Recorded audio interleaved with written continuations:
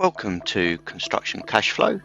I'm your host, Stu Davidson, and if you haven't already done so, hit the subscribe button so you never miss an episode.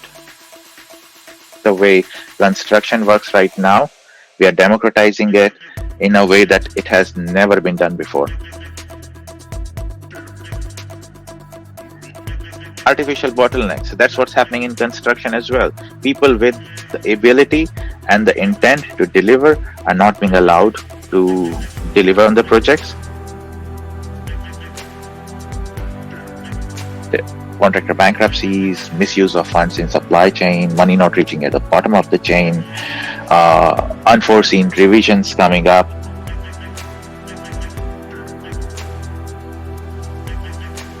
I would kind of like to stick out for the main contractor over here as well.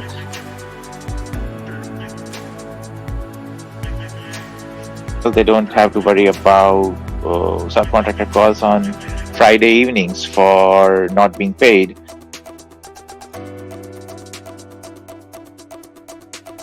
Main contractors can really supercharge their growth. The maximum they did last year was $500,000 of construction. Now they're doing $500,000 a month. The developers are good at cash management. They are good at raising money. They're not good at construction. Contractors are good at construction, but money management isn't their best skill. That the money is coming from the developer. The day it's released from the developer, it will hit their bank accounts directly. So they keep on working on the project for longer because they have the security of payment.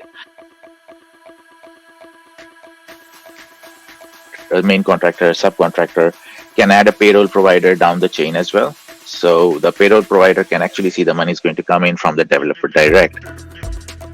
In this show, we ask our guests to tell us their story. Tell us a little bit about their background, how they got to where they are today, how they develop their product, their services, their ideas. And we discuss how that can affect construction cash flow and other areas of construction. And also to give us an idea of how we might make things better and give you a few tips and ideas to take away with you. And listen to the end where you'll find out more about them, more about our guests, about what motivates them, what inspires them, and hopefully that'll inspire you too. And always, don't forget to hit the subscribe button so you don't miss another episode. In this episode, I have the pleasure of introducing you to Nishant Singh. Nishant is a serial entrepreneur and problem solver. He's founded multiple companies within the construction supply chain and knows full well the problems of late payments and cash flow problems. He's got a keen interest in finding solutions for this problem, and this is something that we'll discuss in this episode. So without further ado, I have the pleasure of introducing you to Nishant Singh.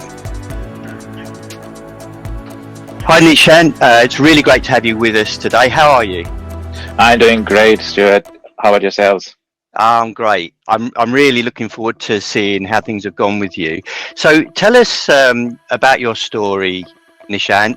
You know, the challenges, the ups and downs, the journey, if you like, from how you got to where you are today. Because I know you're an entrepreneur by background, and you're developing new products and services and ideas. So over to you, Nishant. You know, tell us your story. Well, yeah. First of all, thanks for the opportunity. It's a really long story. I don't know how to put it shortly, but let's try. So yeah, I'm a serial entrepreneur, and I have worked in the real estate industry. I have made multiple companies that I have profitably exited out of in home automation, elevators, lifts, and yeah, there were some problems that I used to face in those companies, which I'm solving now, which essentially is that we are protecting everyone in a construction supply chain in terms of money. So that we are protecting the developers, we are protecting the subcontractors, and my journey till from where I was till this has actually been uh, of facing these problems myself. So so Mhm. it's really nice and it's really fulfilling that I am working on something that has been my own problem, and I can see that across my journey, I can see that it was everyone else's problem as well. So yeah, if I talk about the journey of NFund, which is the platform that we are building right now, and which is actually operational, uh, construction is not easy. Construction is not easy, and the journey in construction, especially for me, has been of a lot of learnings, and that's like observe, listen, and then move forward. Yeah. It is a problem, and one of the reasons I started Construction Cashflow, because I recognised that cash flow is the key, one of the key issues in construction. It's one of the ones that leads to delay, and it chokes wealth creation. And quite often that cash flow doesn't get to the place that it needs to get to in the supply chain when it needs to get there. That tends to choke the system as well. And as the supply chain is made up of many, many, many small businesses, it affects small business owners, their families, and the community as a whole. So it's amazing that you're in this line of work, that you're looking to support the cash flow in construction. So tell us a bit more about M Fund, uh, what it does, and who's it for. So NFund is a platform which helps developers, general contractors, and subcontractors be safe uh, and keep their money safe while they're working on a project. It essentially helps uh, contractors and subcontractors grow 10x with limited or no need of working capital. So, and it helps developers protect themselves from a lot of risks like contractor bankruptcies, misuse of funds in supply chain, money not reaching at the bottom of the chain, unforeseen revisions coming up. Yeah, so it kind of protects the contractors as well. They don't have to worry about subcontractor calls on Friday evenings for not being paid because there's a lot of transparency in using the end-fund system itself on the supply chain. So essentially, it kind of is the backbone of money movement in construction projects, which is kind of protecting everyone in the supply chain. And probably we can move forward and look at it uh, later down in the talk from everyone's perspective and every problem's perspective, as in how it helps and how it works. Yeah, but we have had an amazing launch, and the traction has been amazing for us. That's fantastic. And what would you say? So how does N Fund actually achieve that? How does it protect the cash flow and advance the cash flow in construction?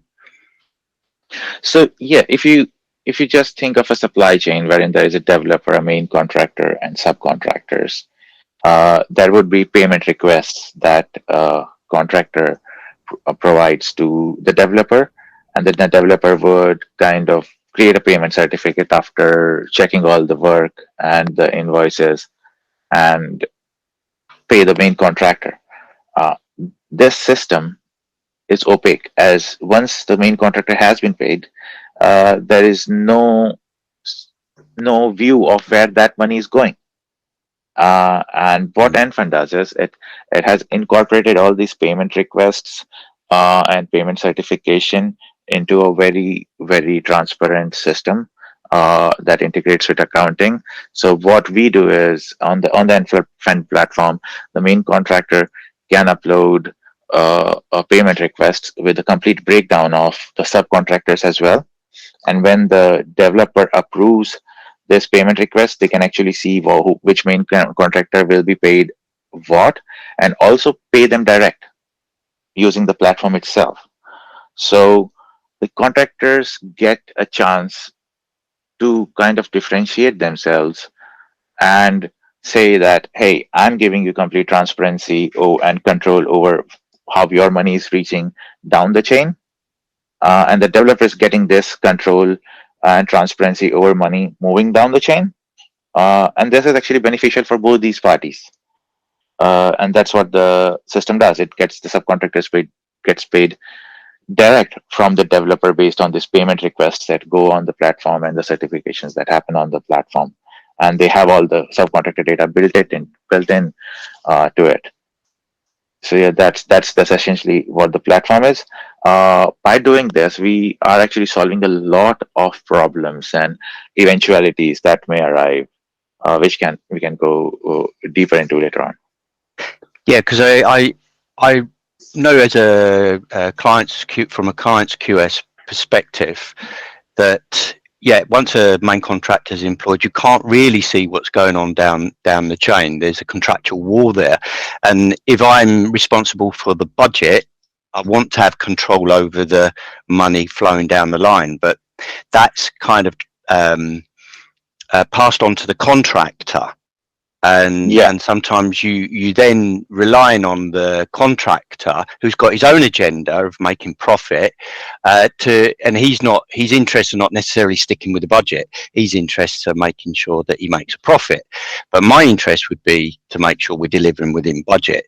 So if I can't control the cash down the line, then and I can't see the cash, I can't see where it's moving, and I can't see that there's any problems till the last minute, then a system like Fund would be very useful if I was representing a developer and managing that process.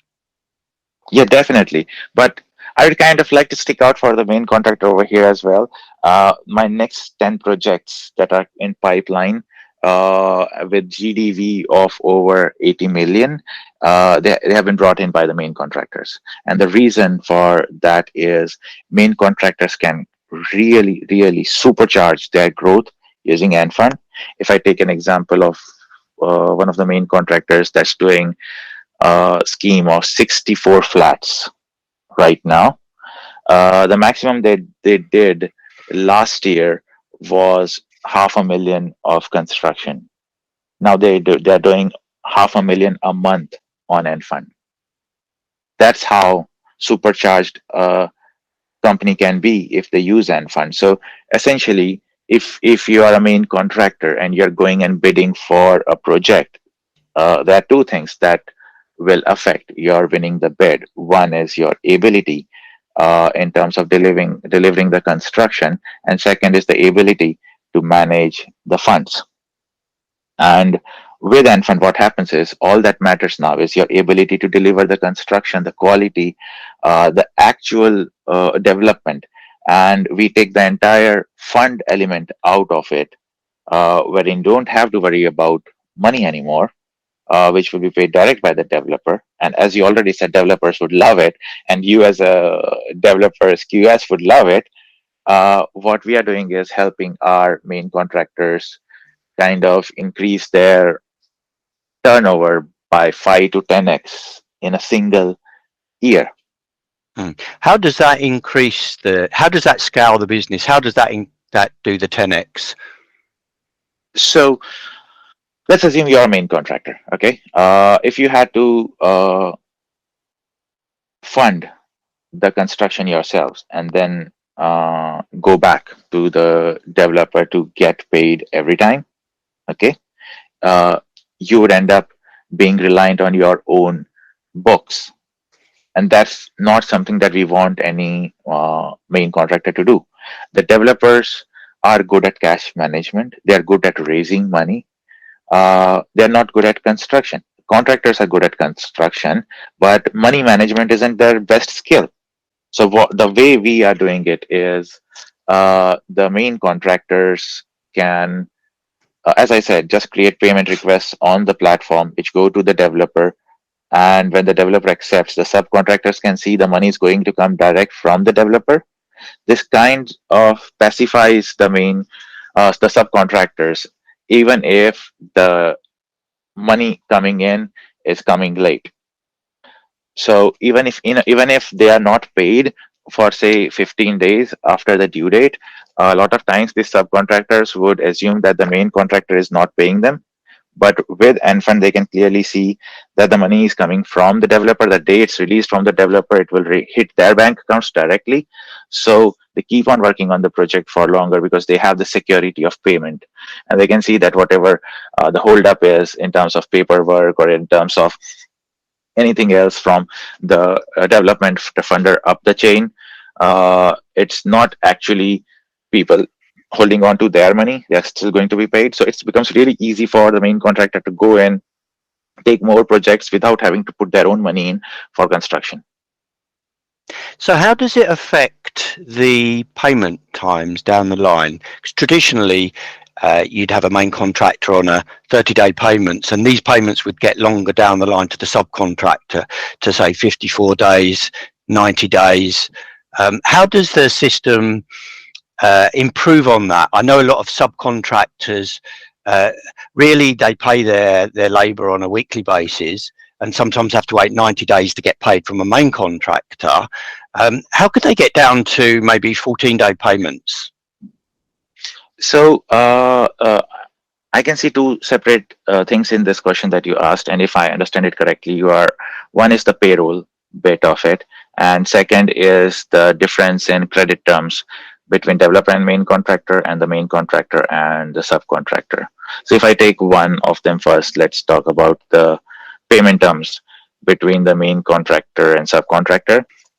Now, these payment terms generally would be longer, considering that the time period between the acceptance of work and approval of the subcontractor invoice by the main contractor, aggregation of all the works of the subcontractor, and then a combined payment certificate request going up the chain to the developer. So essentially, there would be still be a difference between the payment terms. But generally, what would happen is that the due dates with extended payment terms of the subcontractor and the due date with the shorter payment term of the main contractor would coincide around the same time on the system for the payments to happen directly to the subcontractors. Taking into account that it takes longer for the subcontractor to get paid, and it takes shorter for the main contractor to get paid, but the subcontractor invoice comes in a lot earlier into the system than a main contractor's invoice, which comes in a lot later down the chain when a lot of work has been done, and also a lot of work by multiple subcontractors has been done. So essentially, when you use the system, you will see that it doesn't become a problem at all. It automatically solves itself. That sounds interesting, to align the payment dates, and as you say, work still needs to be approved, certified. I think does it provide opportunity for, say for example, you was checking the work on let's take an extreme example, say a daily basis, and you knew at the end of each week that the quality of the work was done to the specification, and they were on target time wise. Is the system able to set up to align payments on a weekly basis, for example? Oh yeah. So there is no limitation on the number of payments that can go through a month on the system. You can align it on a weekly basis, bi-weekly basis, monthly basis, and if you want, you can align it like on a 3-day basis as well. So it's up to the contract and up to the developer, main contract, and subcontractor as if when they want to execute the payments. Our experience has been that the certifications go in between 25 to 30th of the month generally. In some cases, it has been a 14-day payment cycle wherein the certifications happen every 14 days. I haven't seen a shorter cycle going through the platforms still. It can go. No one is doing it right now. But if I talk about the payroll that I missed in the last answer, that happens on a weekly basis. Okay, so Hmm. there Yeah. are payroll. So this chain which starts from developer, contract, main contractor, subcontractor, can add a payroll provider down the chain as well. So the payroll provider can actually see the money is going to come in from the developer direct, so they can forward fund the payroll, actually pay up the people on the weekly basis and wait for being paid by the developer direct. That So sounds that like that sounds like a massive step forward, because it's always a problem with from a subcontract perspective, that they're paying wages on a weekly basis, say for bricklayers or carpenters, etc. Yet they're waiting a long time and having to bankroll the project for maybe a couple of months before they get paid. Um, yeah. and that's always been a problem. But if the system, as you say, can the specialist contractor can add his own, can he add his own payroll to the system, so that the money um, can filter down in time in order to pay his labour on time?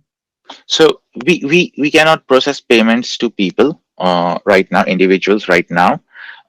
So a payroll provider coming in at bottom of the chain and then paying the labor or the employees is what the subcontractors are doing right now. They kind of employ a payroll company that does it for them. And what we are doing with the payroll company right now is they want us to put them within the chain, so they can have this clarity and confidence of moving ahead with payments. But this cannot have, we cannot give individual payments to individuals. It has to be a company or a firm or an entity that we can pay to. On that basis, where does is it based on is there a project bank account, so that the contractor, the developer, the contractor, the subcontractors know that the money is there to be drawn down? How does it work? Is it on a project bank account, or is it some other system? No, so we don't need a project bank account for the system to work. Okay. There on all of the projects till date, there is a funder funding the project on top of the chain.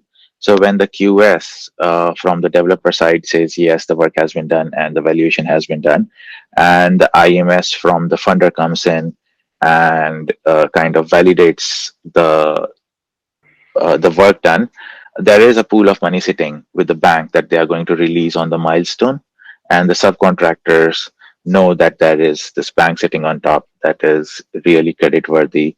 And when the money is released by them, no one in the chain can stop us from getting it. Hmm. So yeah, that's kind of the assurance that the subcontractors have, that they can see that the money is going to come direct from the developer's account to them uh, once the funder releases it. And in some cases, it can come to their bank account directly from the funder. So no, in those cases, no one in the chain can actually take the money out and use it for anything else, and it will directly come to them. Yeah, I like that, because it does prevent cash farming and robbing Peter to pay Paul on other projects, something that is prolific in construction. Actually, I remember your story, yeah, about St. Paul's that you told me. I'd really love if you could bring that story in and tell everyone over here. Yes. So robbing Peter to pay Paul, it goes back 400 years to when St Paul's were being constructed. They were borrowing money from St Peter's to build St Paul's. So that's kind of where robbing Peter to pay Paul comes from, and it's still the same today. So companies down the supply chain are robbing Peter to pay Paul. So they're robbing from, or they're taking money out of other projects that they've got on to fund, say, materials on this project. And when they get paid on this project, they're going to use that money to fund to pay for labour and materials on another project. So the risk, in fact, there's a real risk for developers traditionally, in that they don't appreciate that the money that they've paid their contractor is actually going out of their project. And quite often you see the situation, if a contractor goes bust, he hasn't already paid the subcontractors, and the developer loses that money because the money's leaked out of his project. So I can see the advantages of this system is that your money's not going to leak out of the project. It's going to be used for what it's meant to be. So it kind of brings a much more security for the funder, for the developer, and also for the supply chain, because they know the money's they've just got to really, got to make sure they perform, do the work, carry out their commitments, and concentrate on the quality of their work, and the money is there, rather than the money going out of the project and then they're waiting on tender hooks for it to come back in. Looping back to that 10x growth thing, now just think a main contractor who has a lot of money in the bank account going to a developer and bidding for a project, but saying, I'm not going to be transparent with you. And a smaller contractor going who is like 1/10 of the size of this large contractor going in and saying, I'll be transparent with you on this system. I'll give you the ability to just get a new contractor in. If I go bust, you will have all the information about all the payments, and you will own everything that the subcontractors have done. Who will the developer choose? Someone who's being honest with them and has the ability to deliver, or someone who says, I'm not going to let you know anything about what I'm doing. Just look at my book and be happy. That's how they get larger projects. And we have actually helped contractors win huge projects, like with a balance sheet of $500,000 when a project worth 10 million to be delivered in a year. That's amazing. That's a complete revolution. Like Uber, like large taxi companies kind of having monopoly over the market, and then Uber coming in and saying anyone with a car can actually give you this service. Why create a bottleneck around things, artificial bottlenecks? So that's what's happening in construction as well. People with the ability and the intent to deliver are not being allowed to deliver on the projects, while someone would be taking advantage of the developer by not letting them see what's happening in the project. We are changing it. We are revolutionizing the way construction works right now. We are democratizing it in a way that it has never been done before. I love that term, democratizing it. I hadn't seen it done like that before. I hadn't seen the opportunity, not as sophisticated as you're discussing there with N Fund. I can see that it de-risks a project. There are contractors out there, large contractors out there, that their business plan requires them to put money through the books because they do use their funds for cash farming. I call it cash farming. I don't mean that necessarily derogatory, but it's they get paid, they go and buy developments, and then they bring money back into the system, into the projects, and sometimes that's how they remain competitive for work. But their main business model isn't necessarily that they want to be constructors or builders. They're investors, and they are obviously listed as contractors, but their main model is to get as much money through the books as possible. Now, I'm not a keen fan of that personally, because I don't think it has the best interests at heart for the quality and the delivery of the creation of wealth in the community as a whole and down the line. I like the idea that you've come up with here of transparency. Do you have any objections? Do you see any objections from contractors whereby using this system, they're not getting the turnover through their books, they're not getting the they're not getting the volume of turnover that maybe they would normally need if they wanted to fund their projects? Have you come across that, or is that a problem, or is there an accounting method of getting around that? So the way the system works, even though the payment is going direct, the turnover is still going through the contractor's book. It's just that they're asking the payment to go direct. So we do not reduce the amount of turnover that goes through any contractor's book. So no matter how big the contractor, they can use it and still have the same amount of turnover going through their books. What we are doing is making everyone safe. not just the developers, but the contractors as well. Just think of a Mm. situation wherein developer is late in paying the main contractor, and the main contractor is getting all these calls from subcontractors.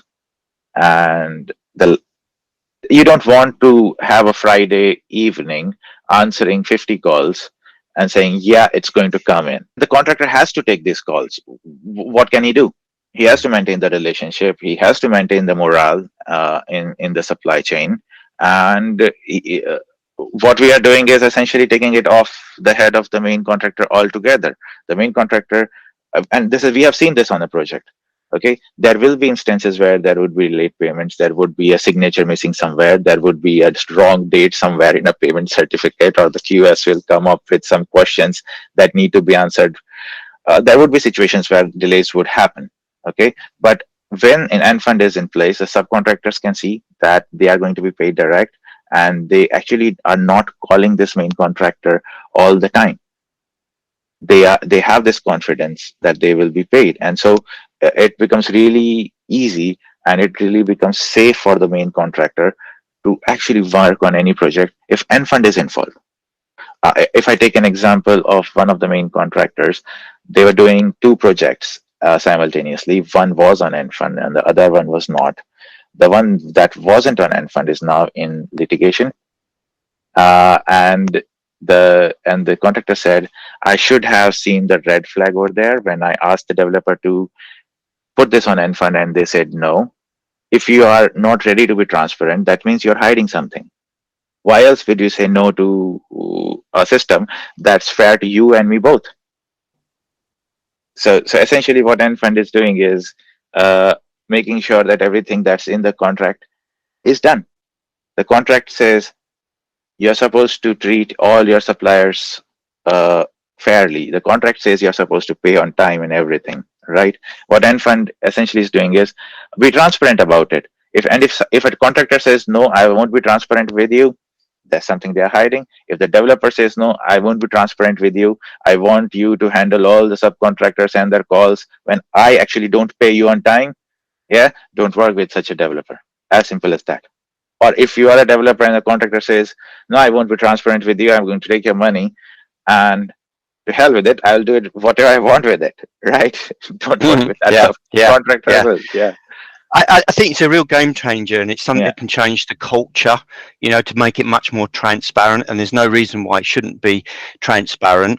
Have you found that the contract terms around payment, or any of the contract terms that you're contracting in using mFund has changed? Do you think the contract terms over payment become easier? Are they staying the same, or do you think there's room for improvement? No, there is definitely room for improvement. So generally what we have seen is on the first project, when a developer and a contractor use mFund, they generally use the standard contract terms with 30-day valuations. Okay. But they quickly realize that with mFund, they can have smaller valuation cycles, say 14 days valuation cycles, and actually exploit the best out of it. It's up to the contractor and the developer to have the payment cycles working around the way they make the contract. We don't change the way contracts are written. But what we have seen is because of this digital technology that allows them to exploit the best out of shorter payment cycles, generally on the second project, some of the companies, they prefer to go on shorter cycles of 14 days certifications, like 2 certifications in a month. One of the things that is spoken around quite often on that issue around payment cycles is moving towards micro milestones. So we'll have milestone payments, but more of them. So there's quite key points in a project where you might want to pay more regularly. It may be for the delivery of certain goods, manufactured goods, materials. It could be any number of things, but micro milestones also is a good way of managing the program. So would mFund be able to accommodate micro milestones or let's say milestone payments generally, and then maybe would it have the flexibility to do in some level of shorter milestones if that was required? The short answer is yes, Enfund can do that. And I'll give a very, very long answer as well. That's the that's based on the kind of economic situation that we are seeing today. So, uh, what we are seeing is the lead times for delivery of uh, supplies is really, really long right now. And if you are late in ordering, or if you are late in giving the deposit, or if you're late in giving the last payment to a window supplier or a brick supplier, you may end up looking at 24 weeks, 30 weeks lead times. And if you don't do it on time, this might increase. So the best way going forward is to get all your procurement sorted really, really quickly and in a most frictionless manner. And I think micropayments is very important in those cases. So delivery right now is not just dependent, delivery of the project is not just dependent upon how quickly and how well people work on the project.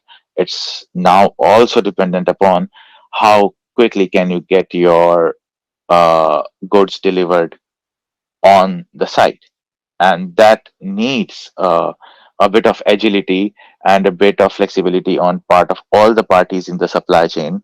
And that brings in your point of micropayments, which can solve it. If you look at micropayments and look at it from the perspective of 3 years ago, I don't think any would have really cared before COVID for uh, delays in deliveries, because everything was smooth and sorted. It's not now, and you need to be uh, on your game in terms of ordering what you want, and for that you need to be agile, and for that you need micropayments. Do you think this agility that you mention in the management of the project, how is that? How do you think M Fund and bringing that agility in, and you pointing out the really important matter of long lead times and making sure that you've got your payments and your deliveries sorted out? How do you think that may be changing the way we manage projects, and how would M Fund be managed from that high developer? Because it seems to me that at that level where the developer, kind of the heartbeat of pumping the cash flow, if you like the heart pumps the oxygen, the blood with the oxygen around the body to where it wants when it's needed. How do you feel that M Fund may be bringing about change in the way that we manage projects? So, see, agility along with it brings a lot of overhead. And for a developer to do micropayments uh, and for to shorten the lead times, they would need to be involved in seeing where the money is going. Is it going to the bricks guys? Is it going to the windows guys? Doing once a payment certificate a month kind of reduces their overhead cost of oversight. Okay, and having multiple payments, micropayments across the month would increase their oversight overhead substantially. Where Enfund comes in is it can allow them to do all of these micropayments without increase in their overhead of overseeing this, because of our digital technology that kind of gets the data from across the supply chain and eliminates the need of incurring this huge cost of oversight, because we are kind of giving that oversight to them in terms of direct payments. So when they say I'm paying you for this bricks, I need to get the bricks on site ASAP. Uh, that's where the payment is going. If you are paying for windows and you want the windows to be on your site as soon as possible, that's where the payment is going through Enfund. So we are kind of eliminating the need of oversight in terms of you pay the main contractor and then you kind of worry about whether the money is going where it's supposed to go or not. So without Enfund, if you do micropayments, if you kind of want to be really agile in ordering things, it would be a huge overhead, and most of the developers would not want it, and that's why it has not happened till date. With Enfund, you can be really agile without incurring this overhead and do all these payments. I think you've hit the nail on the head there, Nishant, with the cost of micropayments, because there's been a huge amount of research into micropayments going back some time, and I think it's an amazing way to link it into managing the program on projects, um, planning ahead. But again, it's been prohibitive in terms of cost. This could be the door that opens up to a whole new world of how we actually run projects, and how we structure ourselves as a um, as a sector. So yeah, I'd love to have a look at that to see how that works, and maybe join the dots up with some of the research that's going on site for the way that we program in works, we program in subcontractors, and we sequence the works. Micromanagement, micropayments would actually allow us to make the most out of developing technologies such as on-site 3D cameras, and cameras that can actually model progress on site and feed that back into the system.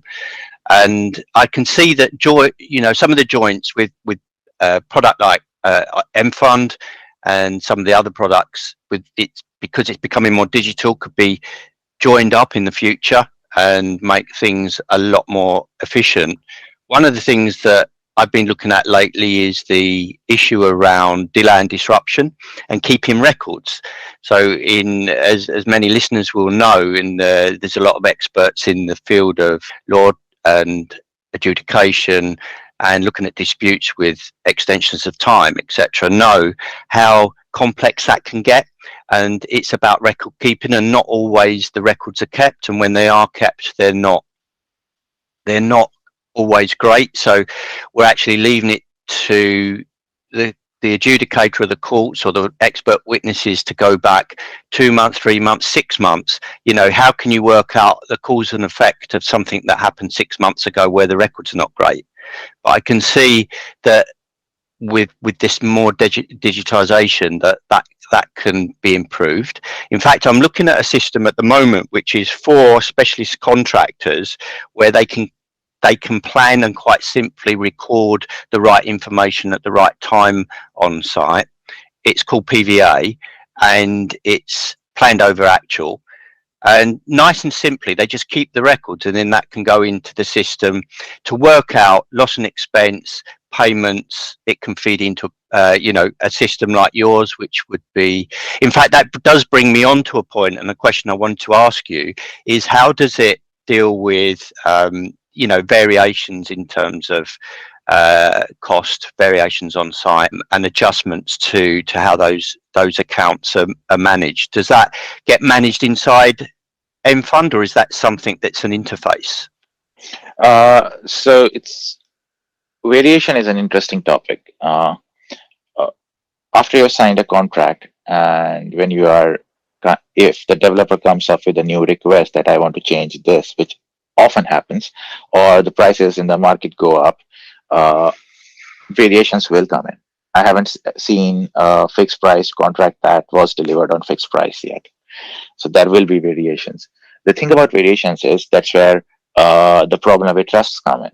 So if the main contractor or the developer doesn't trust the main contractor, as in what they are asking for in terms of increase in work or increase in the material that would be needed, mFund kind of solves it. So variation happens outside of the platform. You discuss the variation outside of the platform, that this is going to cost more because we are going to actually pay more for the material because of whatever changes you asked for.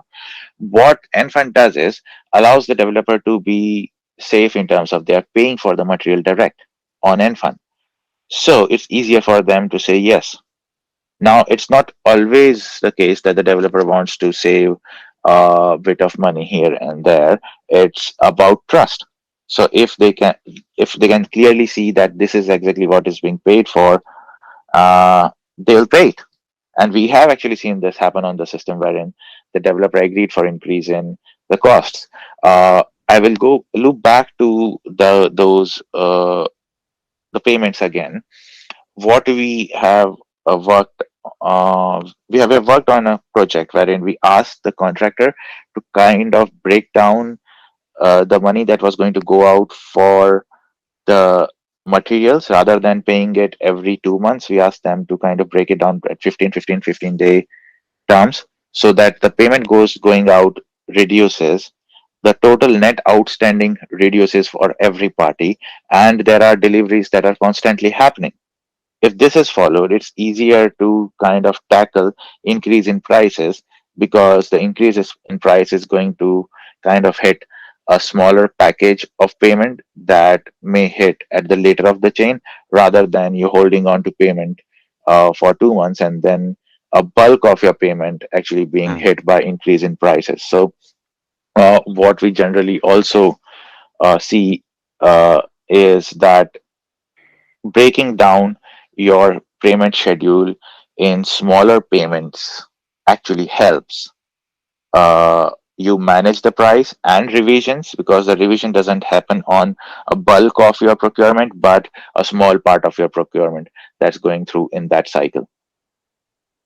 Absolutely, and that gets back to that we discussed about flexibility, and payments for suppliers direct.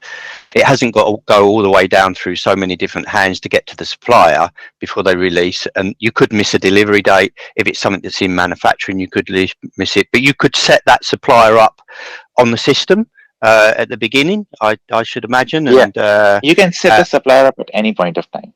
So yeah. generally, when the project starts on end fund, you start with the developer and the contractor, and as the project progresses, we keep on adding suppliers. Most of the times, they are added when the job they did or the material they supplied is part of the milestone payment that's coming next. That's when we generally onboard them. So we don't need to onboard all the supplier in one go. We can onboard them on the go as the project progresses. And you can change the suppliers as well. So you might start a project off with keeping one supplier in mind for Windows, but in somewhere down the line before the window payment has been done or the contract signed, you find a better supplier who is doing it for cheaper or in a better quality. You can, of course, use a second supplier. The system works with any supplier that you add. So when you mentioned around scalability, it's one thing to talk financially. A developer doing, say, 500,000 or you know £1 million worth of development, and then they increase to so many millions very quickly using end fund. How do they scale up in terms of supply chain? Because takes a long time to develop a supply chain. Suppliers that are used to working with each other, and contractors are usually very, and I can't say I blame them, possessive of their supply chain, because they take a lot of work and effort to pull a supply chain together. How do you scale? Have you seen the contractors scale their supply chain so quickly and be successful in that? It all boils down to trust. You need a long time to set up your supply chain because it takes a long time for subcontractors to trust you.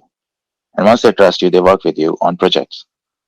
What we are doing on Enfund is giving the subcontractor trust that the main contractor is not going to hold on to that payment. Even if it's a new main contractor, I am a bricks supplier or any other subcontractor, and there's a new main contractor I need to work with. The first thing that I will think about is this guy going to hold on to my payments once he's paid? But Hmm. if I'm on Enfund, I clearly see that no one in the chain is holding on to my payments. As soon as they are released, I'm getting them direct. It becomes really easy for me to say yes and give the best rates for the project.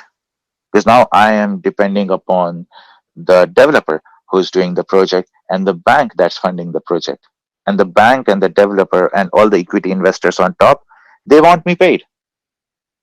They don't want me to Absolutely. be starving, right? Yeah. If there's a system that ensures my survival is directly related to the profits of the guys with the money on top of the chain, yeah, I will do that. So coming back to the scalability issue, if you're ready to give trust, if you're ready to be on and fund, not hide things, anyone will work with you. I would, wouldn't you? Yeah, it's a lot more attractive, and I've actually tested this kind of idea uh, of paying supply chains directly from a project bank account perspective, not as technical as the as streamlined and digitized as the system you've got now. And I've found that contractors and subcontractors, particularly subcontractors or specialist contractors, should we say, uh, they say this is brilliant because I know the money's going to be there. And if it's coming Yeah, to me direct, I'd rather work with this contractor. And I think also, because what I find with specialist contractors or subcontractors is that sometimes they're small, they're very, very small businesses. They may be businesses where a tradesman has stepped up and developed a business out of his work, and he might not necessarily have the coding and the accounts coding in place, and he may not have necessarily separated his project bank account from his operations bank account or his general bank account. And do you see this as something that if they sign up to, if they're a subcontractor on this system, it will help them to, or will they have to have an accounting references and codes in place, or is this something that they would get as a result of signing up to um, and fine. Yeah. to the system? Yeah. So what AntFund would give them is a complete set of accounts for all the payments that are coming through AntFund. So they can straight away download the report and send it to their accountant or auditor, whoever it might be. Okay. But they still need to have a separate accounting software. It can be Xero or QuickBooks or Sage or whatever they are using in terms of managing their general accounting. So we do not do general accounting for the subcontractors. They will still need to do that themselves. But all the accounting and the ledger entries for everything that happens on AntFund when the money is coming down the chain, we do it on AntFund. They can download it from there. Yeah, that's going to help a lot. One of the things I'm helping subcontractors with is to organise their record keeping. Keeping records on site, making sure that they've got separate codes for separate jobs, and they're separating out types of expenditure on each of the jobs, and record keeping. So if there's any delays on site, or they're given an instruction on site, that they're recording that. And I've got a system which is PVA, which I'm looking to roll out with with subcontractors. And I think if they have that system as well, that can link into very well with the M Fund, I think it works both ways. The subcontractor wants to work with a contractor that's working on the M Fund system, and the other way around as well. The contractor and a developer would want to work with a subcontractor that's also got some level of organized record keeping process software the other way. So we're kind of developing from both, so kind of, I think it always, with these things, it works both ways. If you're scaling, you do need to have subcontractors that understand the importance of keeping the right records at the right time. So we're not in a position where we don't know who's, because it's all very well to have cash to flow and to have a wonderful system, but if we don't know who's owed what and why, we don't know what caused a delay, or who's kind of responsible for a delay, because we haven't kept the record on a daily basis, then of course we don't know what to plug into the system, because we're going to be trying to work out what the cause and effect was, and where the delay came from. So one of the things I'm looking at from the other end with the subcontractors, which should help contractors scale if they're using M-Funder, they want to scale and they want a reliable supply chain, because they're going to have to, because you spoke about trust with the supply chain and the contractor. But if you're scaling that quickly, you're going to be working with, you're going to need to be finding new subcontractors and new supply chains, and they're going to have to gel quickly. So one of the things I'm working with is the other way, so that the subcontractors are ready to scale and to slot into this scalability that's coming, and this revolution that's coming in the way that we manage and fund and cash flow projects. So one great thing about Enfund is that if there's a subcontractor who is working on Enfund on one project, they can easily work with any contractor that's working on Enfund on any other project. So uh, it's kind of like if you are Enfund compatible, Hmm. you can work with other Enfund compatible contractors and subcontractors. So your pool to select from increases substantially as soon as you are on Enfund. What would you be looking for to identify somebody, whether it's a contractor or actually, let's go with the subcontractor first. What would you be looking at from a subcontractor to deem them as M Fund compatible? So one, they need to be ready to use the Enfund system to get paid. Second is uh, if we are bringing them on and fund and they are working on a project, the contractor needs to be happy in terms of their ability to use them as the subcontractor, because that's the most important bit over there. One part is we are solving the problem of getting paid, but the second bit is actually delivering the work, and that the subcontractor has to do themselves. So they need to be good at what they are doing, Hmm. and they actually are good at what they are doing. What Yep. happens often is the money bit creates a lot of problems. So if you don't get the money for material on time, and someone is pushing you to deliver something, you might somehow deliver, but you know, and they know, it's going not going to stand when it comes to quality inspections, and then they're going to blame the subcontractor for a shoddy work that they did, and the subcontractor is going to blame them that you didn't know, paid for it. This is what you get if you don't pay for it, Mm. right? So that's what we are solving. So you need to be good at what you're doing, and we'll be good at getting you paid. Exactly. And that's Yeah. always been my argument for years that, contractors should be good at building buildings.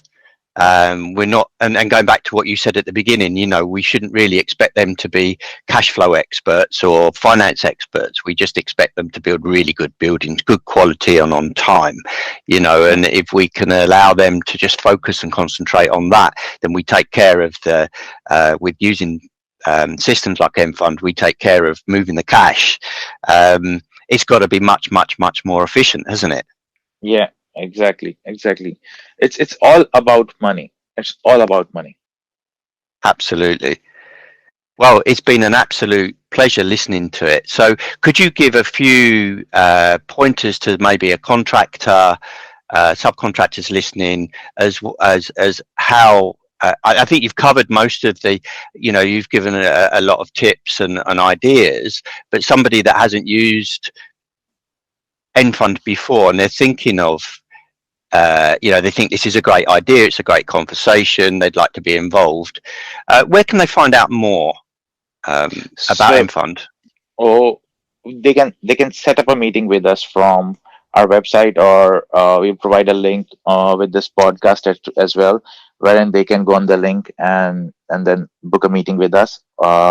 And we are more than happy to take our time out and work with you, help you understand it, how it works. Generally, what we have seen is it takes us less time to get them onboarded and working on Enfund than it takes for us to explain to them what Enfund does. Once they see the link, they click it and they onboard it. It's so quick. It takes less than 2 minutes. It's like creating a Gmail account. It's as simple as that. Oh wow, Or that if you sounds have a great. Google account, you can just click sign up with Google or sign in with Google, Yeah. and it signs you up. So you don't actually even have to put in a lot of details that are needed over there. Is there a minimum size of project that this would benefit at all to start with? So somebody, a contractor that thinks this is a great principle, great idea, wants to scale his business. Um, is there a minimum turnover to start with, or can he kind of win a project and get on with it, or how does it work? So uh, there is no minimum requirement from Enfund, but there might be a requirement from the developers. What we have seen is that when the developer is using Enfund, they do not have very stringent requirement in terms of the minimum work that you have done, do they go with lower value of work to select main contractors, and so you can actually get a much bigger project with Enfund than what you would normally get. But it depends upon the developer because they would be choosing the main contractor. What Yeah, we sure. want from the main contractor is experience and a good track record. Yeah, yeah, gotcha. So So it's, we are not asking. So your books don't matter. Your ability matters. would M Fund work with a modular scheme? Yeah, it does work with the modular scheme. We are working with certain modular providers on the market already. And one of the great things about Enfund is that it's kind of solving that uh, problem with modular, wherein developers are worried about giving advances because Mm. the rooms are being made in a factory, and if they're paying the main contractor, they're not actually paying the factory guys, so they actually don't own the rooms that are there in the factory. But with Enfund, when they pay direct, they actually own what's there on the ground. Mm.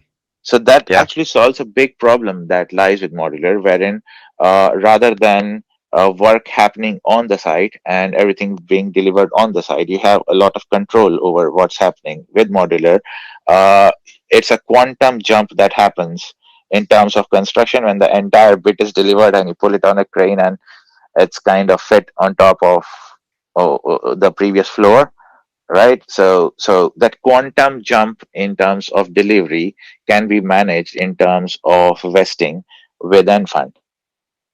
Ah, so that's really interesting. That has always been a problem, the vesting Yeah, issue, for many years, as far back as I can remember.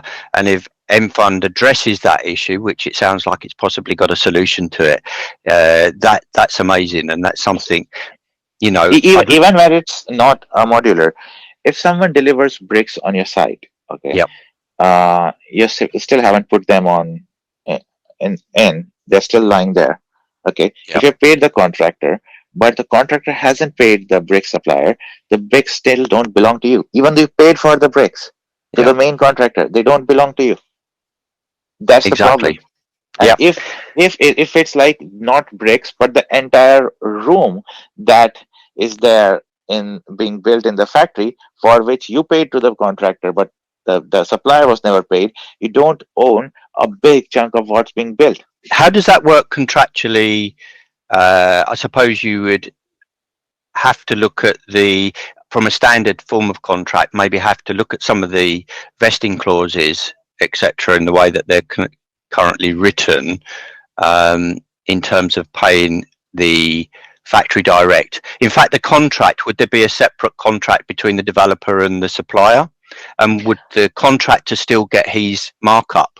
I suppose that's one of the questions, I suppose, with the contractor, is that he's looking for a markup on the work, so how would that be? Have you come across that at all from a contractual perspective? I know that's a bit of a minefield and probably haven't got much time to delve into it today, but have you come across that Yeah. at all? So if I try to answer that, the contractors still get their markup. Only the thing that's supposed to be paid direct to the suppliers would go direct, or markup, and the profits and overheads go to the main contractor. We don't change any contract.